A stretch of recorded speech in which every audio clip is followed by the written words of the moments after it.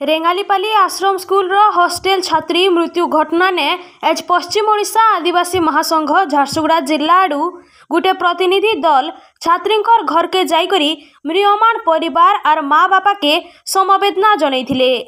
माँ बापार संगे आलोचना करला समय के माँ बापांकर कोहभरा कंठने कहले कि स्कूल कर्तृपक्ष 14 तारिख दिन गोटे समय के झी के ज्वर होतबार जानिथिले भी माँ बापांकु न जनाले, किंतु सीधा सलख झीर मृत्यु हो सारला उतारू राति 11:33 आर 11:35 समय के दुई थर फोन माध्यम थी तुमर झी सीरियस अच्छे कहीकरी कोलाबिरा डाक्तरखाना के आस बोली जनइथिले।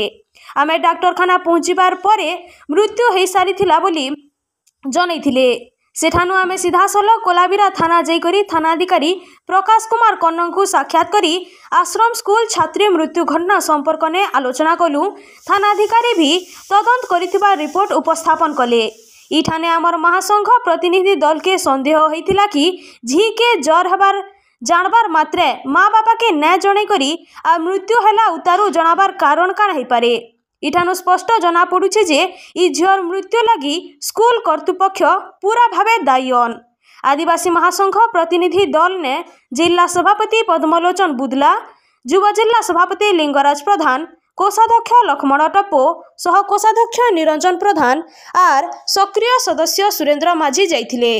बाकी देखबार के बाकी रहला शिक्षा विभाग आर प्रशासन इ दिगे केंता पदक्षेप नौछे।